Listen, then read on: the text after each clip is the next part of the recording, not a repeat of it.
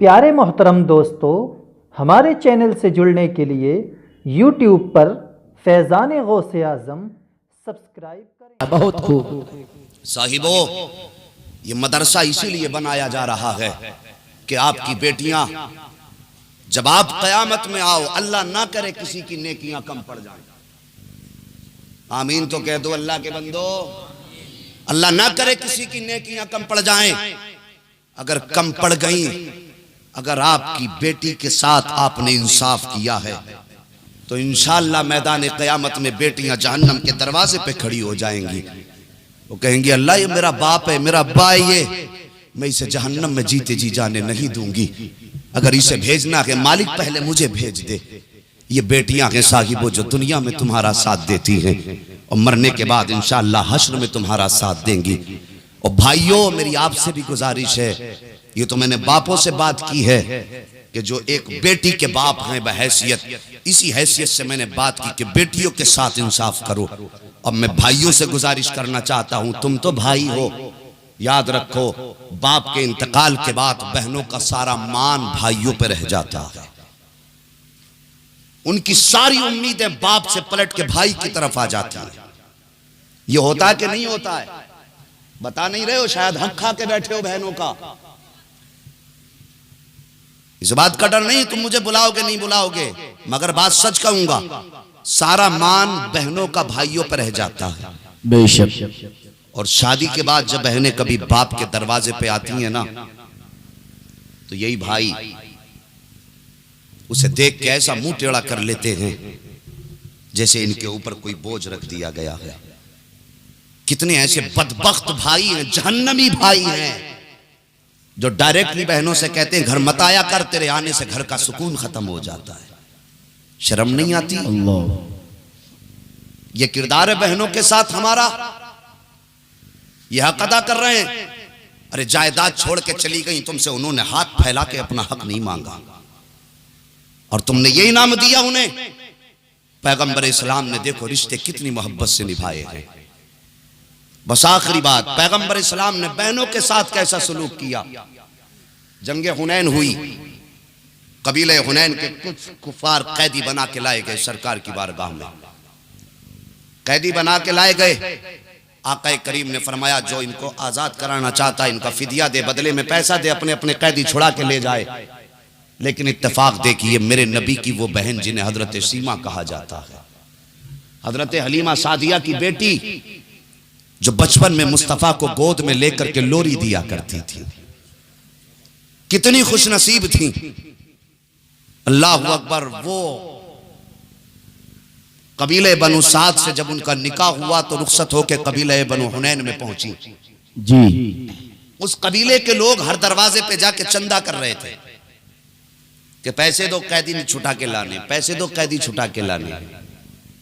चंदा करते करते हजरत सीमा के दरवाजे तक पहुंचे। कहा सीमा पैसे दो। कहा किस लिए? कहा कुछ मोहल्ले के लोग कैदी बना लिए हैं मोहम्मद ने। जैसे इतना सुना हजरत हलीमा सादिया के कान खड़े हुए। कहा कौन मोहम्मद? क्या वो मोहम्मद जो अब्दुल्ला का लख्ते जिगर है? कहा ये तो हम नहीं जानते। क्या वो मोहम्मद जो अब्दुल मुत्तलिब का पोता है? कहा ये भी नहीं पता। कहा कौन मोहम्मद? का जो मक्के से हिजरत करके मदीने आया है वो मोहम्मद। जैसे इतना कहा है हजरत सीमा के लबों पे तबस्सुम आ गया। कहने लगी तो ऐसा करो जिससे जितना पैसा लिया है वापस कर दो। कहा क्या कैदी नहीं छुड़ाए जाएंगे? कहा हाँ कैदी छुड़ाना मेरी जिम्मेदारी है। कहा कैसे छुड़ाओगी? कहा तुम्हें मालूम नहीं है मोहम्मद मेरा भाई लगता है। अब तो वाह वाह वाह वाह, सुभान अल्लाह सुभान अल्लाह। मैं इन्ना लिल्लाह पढ़ दूं? मोहम्मद मेरा भाई लगता है। तो उसने कहा देखो तो कैसी बात करती है, पागल है, मोहम्मद इसका भाई लगता। कहा हाँ तुम क्या जानो, मुझे लेके तो चलो तब पता चलेगा उससे मेरा रिश्ता क्या है। कहा पैसे तो लेके चलें। कहा पैसे की जरूरत नहीं है। कहा किस लिए? कहा आज भाई के आगे बहन की झोली चलेगी, आज पैसे की जरूरत नहीं है। इतना कहा है हजरत सीमा ने अपने कबीले के लोगों के साथ सरकार की बारगाह में आई है। जैसी सरकार के सहाबा के दरमियान पहुंची है, वो दौर और था जो हर कोई बगैर इजाजत के आ जाया करता था। लेकिन फतह मक्का के बाद मेरे सरकार के दरवाजे पे सहाबा पहरा दिया करते हैं। अब जैसी हजरत सीमा आई है, सहाबा इकराम तलवारें इस तरह आपके सामने लगा देते हैं और कहते हैं देहाती औरत किधर जा रखी है? का तुम्हें मालूम नहीं है मैं तुम्हारी मोहम्मद की बहन लगती हूँ। जैसे इतना कहा था सहाबा की तलवारें झुक जाती हैं, निगाहें झुक जाती हैं। एक सहाबी दौड़ के गए, कहते सरकार एक देहाती औरत आई है, वो कहती मोहम्मद मेरा भाई लगता है। आका फरमाते मेरी तो कोई बहन नहीं है, आखिर पता तो करो कौन है और उसकी अलामत तो पूछ करके आओ। जैसे वो आए हैं, आके पूछते हैं के खातून बता तो सही तेरे पास कोई निशानी है, कोई पहचान है जिसकी वजह से वो तुम्हें पहचान सके। इतना सुनना था, हजरत सीमा की आंख में आंसू आ जाते हैं, मस्जिद नबवी की चौखट पर बैठ जाती हैं और इरशाद फरमाती हैं कि जाओ एक मेरे पास दो निशानियां हैं, एक तो मैं तुम्हें बता दूंगी, दूसरी मैं तुम्हें दिखा दूंगी। का कौन सी निशानी है? का जाओ जाके मेरे भाई से इतना कह देना आज वो आई है जो बचपन में गोद में लेके ये दुआ किया करती थी, अल्लाहुम्मा इब्की लना मुहम्मदा, अल्लाहुम्मा इब्की लना मुहम्मदा। जैसे इतना सुनना था, वो सहाबी गए और अर्ज करते सरकार वो जो खातून बैठी है वो कहती है सिर्फ इतना कह देना अल्लाहुम्मा इब्की लना मुहम्मदा। जैसे इतना सुना मेरे सरकार ने इतनी तेजी से उठे हैं कि सरकार के कांधे से मुज़म्मिल वाली चादर गिर जाती है। आका फरमाते हैं सहाबा उसे रोको मत, उसे आने दो, इसलिए कि आज मोहम्मद के जिगर का टुकड़ा आ गया है। वाह वाह वाह वाह वाह, नारे तकबीर, नारे रिसालत, उलमाए अहले सुन्नत, मसलके आला हजरत मुफ्ती हम्बाद रज़ा साहिब किबला। मेरे सरकार की बारगाह में हजरत सीमा आई है, सरकार ने बहन की पेशानी चूमी, अपनी मुज़म्मिल वाली चादर बिछाई, कहा अब इस पे बैठ जाओ। हजरत सीमा बैठ जाती हैं। आका करीम फरमाते हैं अब जरा कुछ बचपन की बातें बता दो, जब तुम्हें देख लिया है तो बचपन की याद आ गई है। हजरत सीमा बचपन की बातें बता रही हैं, मैं तुम्हें गोद में लिया करती थी। और फिर अर्ज करती हैं सरकार आपने मेरे एक मर्तबा बाजू में काट लिया था, आपके मुबारक दंदाने मुबारक मेरे बाजू में गए थे, आज तक मैंने उस निशान को बाकी बचा करके रखा है। नारे तकबीर, नारे रिसालत, शायर इस्लाम उस्मान हारूनी साहिब किबला, खतीब हिंदुस्तान नादिम रज़ा मंजरी। नारे तकबीर, नारे रिसालत, उलमाए अहले सुन्नत, मसलके आला हजरत। सुभान अल्लाह।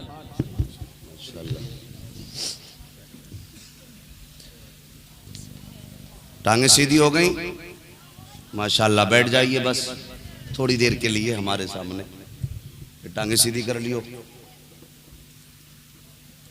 तवज्जो है आपको, बात याद है कहाँ थी? पूरी कर ले, कर लो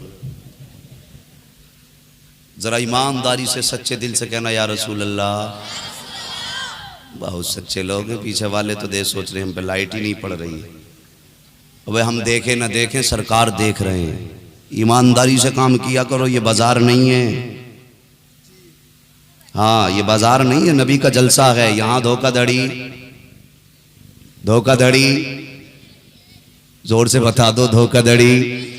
दाएं बाएं वालों को देख लो एक बार कौन नहीं बोल रहा, अगर नहीं बोल रहा है तो समझ लो नंबर बाजार में है कि धोखाधड़ी नहीं चलेगी। ईमानदारी से काम किया करो जलसे में आकर के, हम देखे ना देखे मदीने वाला देख रहा है। तो बात में अर्ज कर रहा था, का सरकार मेरे बाजू में आपने दांत लगा दिए थे, आज तक मैंने उस निशानी को बचा के रखा है। बहनें कितनी प्यारी होती हैं, भाइयों की निशानियां बचा के रखती हैं ताकि वो उनके जरिए भाइयों का प्यार हासिल कर सके। सरकार की बारगाह में बैठी हैं, उसके बाद अर्ज करती हैं सरकार एक बात कहूँ? मेरे आका फरमाते हाँ बहन बताओ तो सही कैसे आई हो? अर्ज करती हैं सरकार जंगे हुनैन में हमारे कुछ खानदान के लोग पकड़े गए हैं, हमारे कबीले के कुछ लोग कैदी बना के लाए गए हैं। चंदा हो रहा था, जब मेरे दरवाजे पे ये चंदा लेने के लिए आए, मैंने पूछ लिया किसने कैद किया है? कहा आपका नाम लिया। जैसी आपका नाम लिया मुझे अपने भाई पे बड़ा नाज है, मैंने ये कह दिया आप चंदा बंद करो, अब चंदा नहीं चलेगा, वहां पे भाई के सामने बहन की झोली पर चलेगी।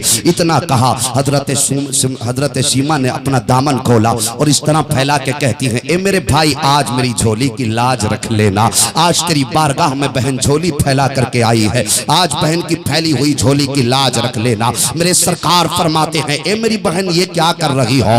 इरशाद फरमाते, कौन इरशाद फरमा रहा है? वो इरशाद फरमा रहा है जो मेराज के सफर में बैतुल मुकद्दस में नबियों का इमाम बना है, जो अर्श पे गया है तो फरिश्तों का इमाम बना है, जो लामका में पहुंचा है तो रब से हल्का हम कलाम हुआ गए। वो पैगंबर का जुमला सुनो, आका करीम फरमाते हैं, ए मेरी बहन झोली फैला करके भाई को शर्मिंदा न कर। तुझे आने की जरूरत क्या थी? तूने खबर भेज दी होती, तेरा भाई चल करके खुद आ जाता। ए मेरी बहन आकर के तुझे परेशानी उठाने की जरूरत न थी। आका करीम ने सहाबा की तरफ देखा और देखने के बाद इरशाद फरमाते हैं, ए मेरे सहाबा, जितने गुलाम मैंने तुम्हें दिए हैं लाओ वो सब वापस कर दो, इसलिए कि आज पहली बार मेरी बहन मेरी चौखट पे आ गई है। इतना सुनना था, सहाबा इकराम की आंखों में आंसू आ जाते हैं। सरकार फरमाते हैं, सहाबा कोई तकलीफ है आपको अगर आपसे गुलाम वापस लूं? तो सहाबा कहते हैं, सरकार ये तो गुलाम है, अगर हुक्म दे तो जान देने के लिए तैयार है। वाह वाह वाह वाह, अगर हुक्म हो तो हम जान देने के लिए तैयार हैं। आका ने सारे गुलाम वापस लिए। कहा लो बहन। उसके बाद आका करीम ने अपने घर से कुछ पैसे मंगाए, कुछ खजाना मंगाया, एक चादर मंगाई, अपनी बहन की गोद भर दी, सर पे चादर डाल के कहा, बहन अगर जरूरत हो तो खबर भेज देना, तेरा भाई तेरे दर पे तेरा नौकर बन के चला आएगा। जैसी सरकार ने बहन को रुखसत किया कि चंद कदम चल के गए हैं, जैसी चंद कदम चले गए, अल्लाह अकबर, सहाबा पूछते हैं, आका समझ में नहीं आया ये बहन कौन है आपकी, कहाँ का रिश्ता है? मेरे सरकार की चश्माने नबुव्वत में आंसू आ जाते हैं। आका इरशाद फरमाते हैं, ये वो सीमा है कि जब हजरत हलीमा सादिया मुझको लेकर के गई हैं तो ये जिद किया करती थी, अम्मी मेरा लाल मुझे दे दो, अम्मी मेरा लाल मुझे दे दो। सरकार दो आलम फरमा रहे हैं, मेरी माँ हजरत हलीमा सादिया कभी इनकी गोद में मुझको नहीं दिया करती थी। एक दिन ये अम्मी से कहने लगी, ए अम्मी जान मेरा लाल मुझे दे दो, इसलिए कि जब बाहर चौक में जाती हूँ तो कबीले बनु साद की लड़कियां अपने भाइयों को लेकर के आती हैं और अपने अपने भाइयों का हुस्न दिखाया करती हैं। मुझसे भी कहा करती हैं, तू भी अपना लाल लेकर के आ, देखे तेरा लाल कैसा है। कम्मी एक बार तो मुझे मेरा लाल दे दो। हजरत शीमा फरमाती है कि जैसी मैंने सरकार को गोद में लिया है और आका करीम पे अपना दुपट्टा डाला है, लेकर के उसी चौराहे पर आ गई हूँ जहाँ पर कबीले बनु साद की बच्चियां अपने अपने भाइयों को गोद में लेकर के एक दूसरे से हुस्न का मुकाबला करा रही थी। सबने कहा था, ए शीमा तू भी अपने लाल का चेहरा दिखा दे। हजरत शीमा कहती है, जैसे कि मैंने मुस्तफा के चेहरे से अपना दुपट्टा हटाया था, सारी लड़कियां अपनी गोद के बच्चों को लेके वापस जाने लगी थी। हजरत शीमा ने कहा था, कहां जा रही हो? तुम तो मुकाबला कराने लाई थी। तो सारी बच्चियों ने कहा था, ए शीमा तेरे लाल का कोई मुकाबला नहीं है, इसलिए कि कबूले बनु साद क्या है, जमाने में कोई मोहम्मद से पैदा हुआ। नारे तकबीर, नारे रिसालत, उलमाए अहले सुन्नत, मसलके आला हजरत, सुभान अल्लाह सुभान अल्लाह। ये हलीमा सादिया की बेटी हजरत सीमा का, हलीमा का, सीमा तेरे लाल का जैसा आज तक जमाने में कोई पैदा ही नहीं हुआ है, क्या मुकाबला कराना तेरे मोहम्मद से। उस वक्त हजरत सीमा ने सरकार को सीने से लगाया था और दुआ की थी, अल्लाहुम्मा इब्क़ी लना मुहम्मदा, ए अल्लाह मेरे मोहम्मद को सलामत रखना, ए अल्लाह मेरे मोहम्मद को सलामत रखना। का सरकार फरमाते, ये वो सीमा है जो मुझे गोद में लेकर के लोरी सुनाया करती थी। आका करीम से सहाबा अर्ज करते, सरकार इतने इनामात दिए बहन को। आका करीम इरशाद फरमाते हैं, आज मोहम्मद ने बहन के दामन भर के अपनी उम्मत को कयामत तक के लिए दर्श दिया है। ए मेरी उम्मतों, ए मेरा कलमा पढ़ने वालों, ए मेरी गुलामी का दम भरने वालों, आज मोहम्मद की सीरत देख लो। अगर दरवाजे पे बहन आ जाए तो आंख में आंसू लेकर के वापस ना जाए। आज मोहम्मद ने बहन के साथ वो सलूक कर दिया है कि अगर तेरे दरवाजे पर तेरी बहन आ जाए तो उसे खाली मत भेजना। अगर खाली दामन लेके आए तो मोहम्मद का पैगाम है, आए खाली मगर दामन भर के जाना। वाह वाह वाह वाह वाह वाह, सुभान अल्लाह सुभान अल्लाह। साहिबो, बेटियों के साथ इंसाफ करो, बहनों के साथ इंसाफ करो। पूरी जिंदगी आपसे कुछ मांगती नहीं है। जिस कमरे के लिए तुमसे लड़ती रही शादी से पहले, ये मेरा है, गंदा कर दिया, मेरा है। शादी के बाद कभी पलट के उस कमरे की तरफ ये नहीं कहा, भाई ये मेरा कमरा है। इन्होंने तुमसे कभी कुछ नहीं मांगा, 18 साल 22 साल तुम्हारे घर पे नौकरानी बन के काम करती रही। रात को इसलिए जागती थी, अब्बा देर से आता है, कहीं ऐसा ना हो मैं सोती रह जाऊं, मेरा बाप भूखा सो जाए, इसलिए जागती थी, अब्बा आएंगे रोटी ताजा बना के खिलाऊंगी। हमने क्या बदला दिया इन बेटियों को, इन बहनों को? आखिर ये भी तो जन्नत के मुस्तहिक हैं। इनको मुस्तफा का दीन दे दो, फातिमा ज़हरा रज़ी अल्लाह ताला अन्हा की प्यारी सीरत दे दो। आज सिर्फ जहेज में कुरान देते हो, कहते हो जी गाड़ी में सबसे आगे जहेज में कुरान लेके जाओ। जब घर से चला था तब भी जुज़दान में बंद था, और लड़की के ससुराल पहुंचा तब भी जुज़दान में बंद है। मैं पूछना चाहता हूं उस कुरान से फायदा क्या है? बेहतर यह था कि उसे जहेज में कुरान ना दे करके बेटी को कुरान सीने में दे दिया। वाह वाह वाह वाह। बेटी को अच्छा कुरान पढ़ाया होता और कहते बेटी माना कि हमने जहेज में तेरे कुरान नहीं रखा, लेकिन जो कुरान तेरे सीने में दिया है तुझे इस कुरान का वास्ता है, तुझे अपनी भी लाज बचानी है, अपने माँ बाप की भी लाज बचानी है। मेरा दावा है बजाय इसके जहेज में कुरान दिया जाता, बेटियों को कारिया कुरान बना दो, आलिमाए दीन बना दो। जब तुम्हारी बेटी कुरान की कारी बन के जाएगी, जब घर से निकलेगी तो तेरी इज्जत बन के जाएगी, जब ससुराल पहुंचेंगी तो ससुराल की इज्जत बनेगी, और जब कब्र में पहुंचेगी तो सहारा नहीं होंगी। उनकी निगाहों के सामने मुस्तफा का जलवा नजर आ रहा है। वाह वाह वाह वाह, सुभान अल्लाह। इसलिए जरूरी है बेटियों को कुरान पढ़ाओ, आलिम दीन बनाओ। जहां बेटों पे इतना खर्च करते हो उनका आधा बेटियों पे खर्च करके देखो। अल्लाह की इज्जत की कसम, नबुव्वत का दरवाजा बंद है, विलायत का दरवाजा बंद नहीं है। राबिया बसरिया आज भी तेरे गोद में पैदा हो सकती है जी, बेशक। आज भी तुम्हारे घर के अंदर कनीज़े फातिमा ज़हरा के जलवे नजर आ सकते हैं। शर्त है बेटियों को मुस्तफा का दीन सिखा दो। मोबाइल की बजाय उनके हाथों में कुरान दे दो, और उसी का इंतजाम कहाँ भेजें पढ़ने के लिए, कहाँ इंतजाम हो ना हो। इस वजह से बेटियों को बहुत कम भेजा जाता। आप खुश नसीब हैं, आपकी बस्ती में कारी मोहसिन रजा साहब ने इस इदारे के इनेकाद का इरादा किया है। इनके कदम से कदम मिला के चलना आपकी जिम्मेदारी है, और इनके कांधे पे हाथ रख के इतना कह देना कि कारी साहब फिक्र मत करना, ये काम सिर्फ तुम्हारा नहीं है, ये काम हमारा भी है। इसलिए कि ये काम सिर्फ इनका इसलिए नहीं है कि इन्होंने वो बेड़ा उठाया है जो 1400 साल पहले मेरे मुस्तफा ने मदीने में बेड़ा उठाया था। बेशक बेशक, वो कदम है। और एक बात मैं आपको बता के बस आखिरी बात खत्म कर दूं। मैंने एक रिवायत में पढ़ा है कि तालिब इल्म पढ़ने वाले या पढ़ने वाली पे कोई अगर अपनी मेहनत की हलाल कमाई का 1 रुपया खर्च करता है तो अल्लाह उसे 1 काबा तामीर करने का सवाब अता फरमाता है। एक रिवायत में है 70 काबे तामीर करने का सवाब अल्लाह देता है। 1 रुपए की ये उजरत समझ लो। मर जाएंगे, आंखें बंद हो जाएंगी, आंख बंद होने की देर होगी, बेटा घड़ी खोल लेगा, जेबें साफ कर लेगा, नहलाने वालों से कहेगा अब्बा की अंटी में देख लेना, कुछ निकले तो मुझे दे देना।